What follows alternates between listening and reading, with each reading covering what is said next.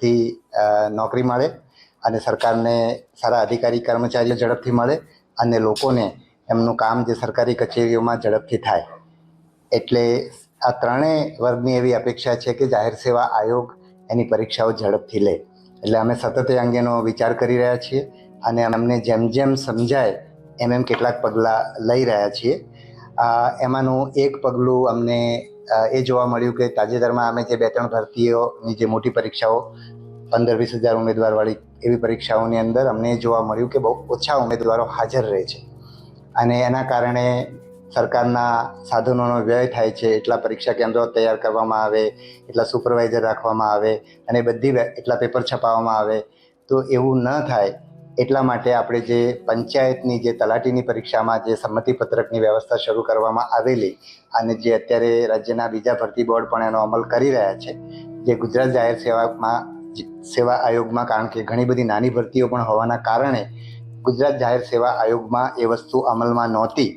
એટલે આપણે અત્યારે જે STI એટલે રાજ્ય વેરા અધિકારીની જે ભરતી 22 ડિસેમ્બરે થવાની છે એ ભરતીમાં આપણે સંમતિપત્રક લેવાનો નિર્ણય કર્યો છે. આજે વેબસાઇટ પર મૂકવામાં આવ્યું છે અને અત્યારે ઉમેદવારો સંમતિપત્રક ભરી રહ્યા છે. રાજ્યના બીજા ભરતી બોર્ડ સંમતિપત્રકની સાથે એક ડિપોઝિટ પણ લેતા હોય છે અને જે ઉમેદવારો પરીક્ષા આપે એમને ડિપોઝિટ પાછી આપતા હોય છે. પરંતુ અત્યારે ગુજરાત જાહેર સેવા આયોગ દ્વારા જે એ પૈસા લેવાની અને પાછા આપવાની વ્યવસ્થા ઊભી થઈ ન હોવાના કારણે આ વખતે આપણે જે સંમતિપત્રક લઈએ છીએ એની અંદર આપણે આવી કોઈ ફી લેવાના નથી.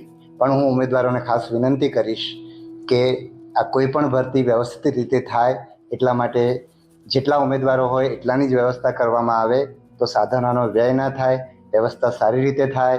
શિક્ષણ વિભાગ કે જે મોટાભાગે દર રવિવારે પરીક્ષા લેતું હોય છે એને પણ થોડોક આરામ મળે. એને ધ્યાનમાં રાખીને જે ઉમેદવારો ખરેખર પરીક્ષા આપવા માગતા હોય એટલા જ ઉમેદવારો સંમતિપત્રક ભરે. સંમતિપત્રકની વિગતવારની સૂચનાઓ વેબસાઇટ પર મૂકવામાં આવી છે અને અત્યારે એ ચાલુ કરી દેવામાં આવી છે અને 2 તારીખે 10 વાગ્યા સુધીમાં ઉમેદવારો પોતાના સંમતિપત્રકો ભરી શકશે.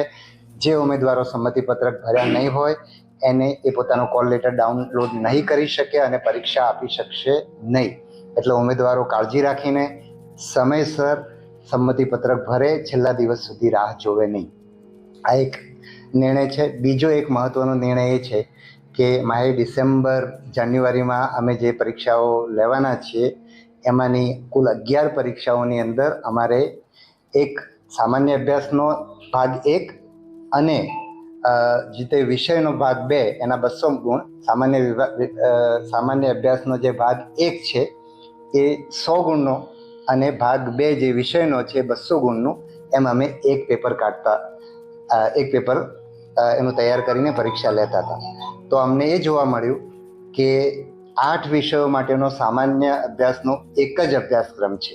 તો જો અમે ભાગ 1ની પરીક્ષા એની અલગથી લઈએ તો અમારે 8 પ્રશ્નપત્રો તૈયાર કરવા, એની આન્સર કી તૈયાર કરવી, એના ઓબ્જેક્શનો હેન્ડલ કરવા, એનું મૂલ્યાંકન કરવું, એની અંદર સમય ના જાય અને